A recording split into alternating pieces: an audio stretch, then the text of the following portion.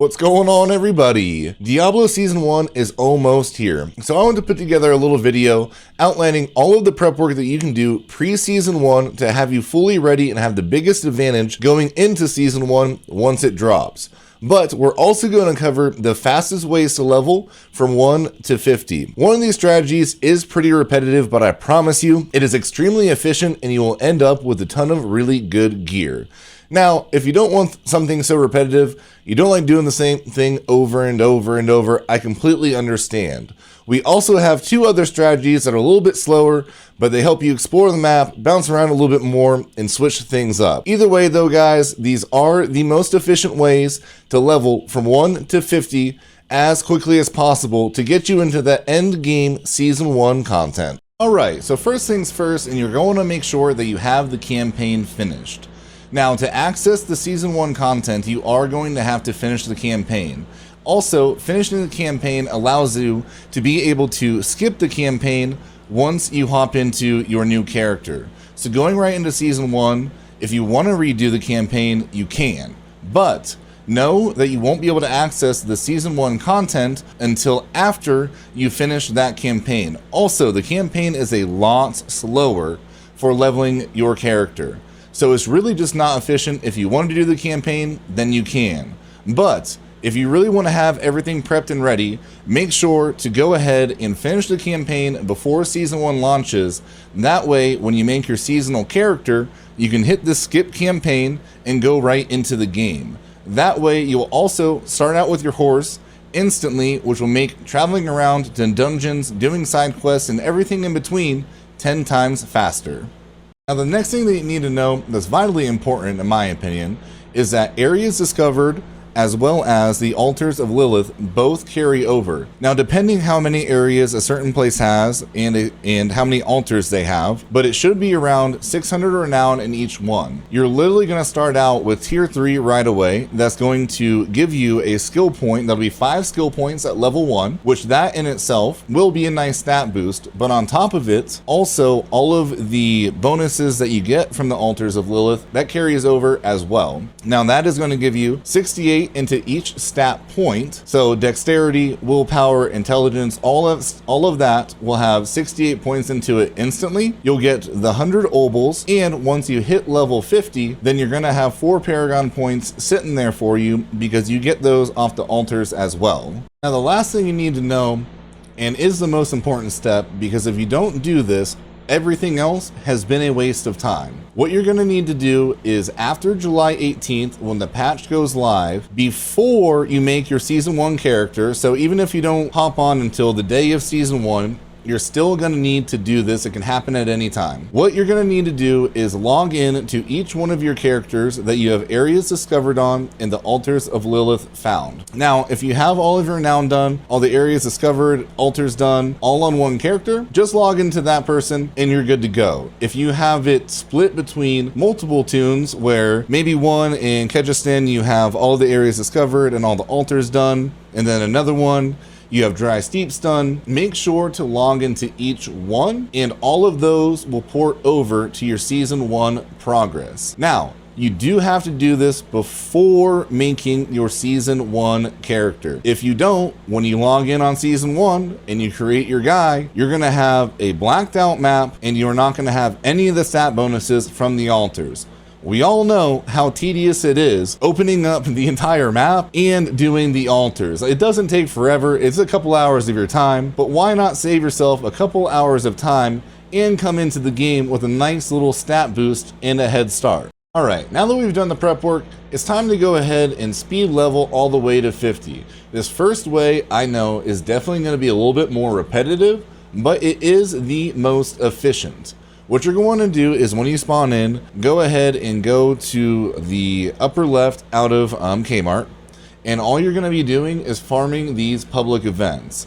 This map right here goes ahead and shows the most efficient way to go from event to event, and then ending with the dungeon right here. This will get you all the way to level 9. Once you've done that, you're going to go ahead and hit this public event up to here, hit that waypoint because you might as well get it unlocked. Go down, get this one done, follow it around, and now here at number 10, if you are a rogue, you're going to follow this quest chain so that you can go ahead and hit this dungeon. If you're not a rogue, then you're going to go ahead and teleport down here and hit this dungeon right there. Now this dungeon, you're just going to farm from 11 to 15. Now you're doing this strategy for 1 to 15 because the rest of it is going to be centered around strongholds, which there is a level requirement of 15 to be able to start them. So this is just your fastest way to get a bunch of materials, to get a bunch of gear from the chests that drop when you finish them. Also guys, one side thing I forgot to mention before is you do get an extra 10 XP if you are partied up with anybody else. This right here is a leveling guide that kind of goes over all of the boosts that you can get in the world tiers. You are going to want to be on world tier 1. World tier 2 is not worth it. As far as XP per minute is concerned, the 20% extra XP that you're going to get for the length of the fights and the amount of damage you're going to do is just simply not worth it. Do not do world tier 2. However, you are going to want to find a friend that you can go ahead and party up with for that 10% and make sure that you're farming materials as well so that you can get those elixirs going as quickly as possible. Now, if you don't have anybody to play with, you don't have any friends online, I'll have it posted in the description below, but I do have a Discord server that has a Diablo looking for groups section. It's a great place to go ahead and find other people to party up with. So not only do you not have to do the grind alone, but you'll get the extra XP. I have an area to share builds, and then all of these maps and all of the information that I'm showing right now will also be posted in the Diablo 4 leveling section. It's a great place to go ahead and take advantage of. All free information, a bunch of great people in there. I'd love to see you guys there.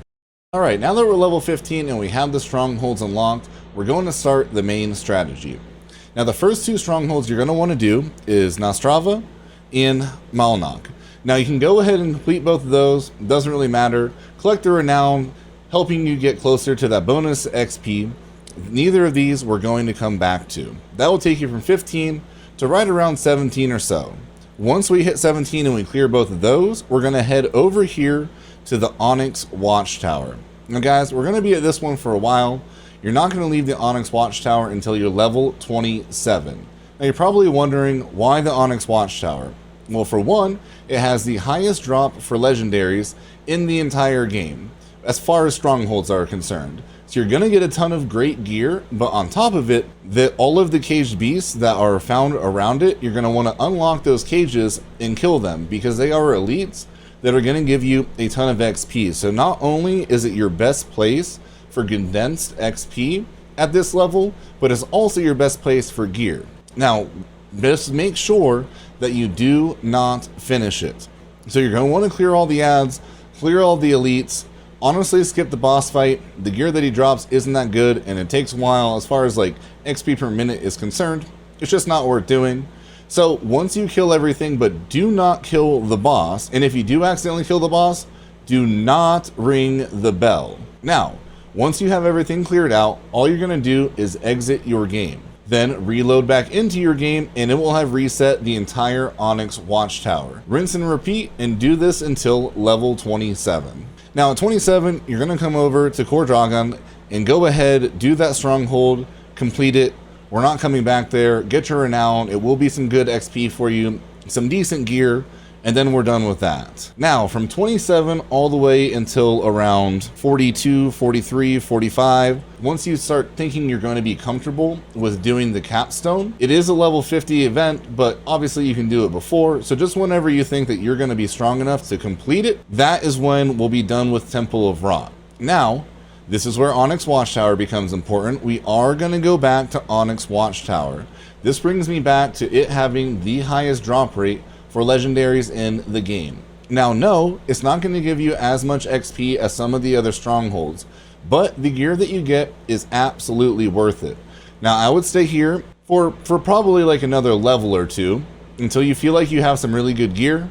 Then you can go ahead and complete it at that point if you want to. If you want to save it to farm, you can, but you're about to be going to nightmare stuff, so you really don't need any more. Once you think you're geared enough, go ahead and finish it. Maybe a safer route would be waiting until after you complete the capstone. If you go to do the capstone, can't beat it, you need some better gear, you can always go back. All right, time for the second most efficient way to go ahead and farm XP.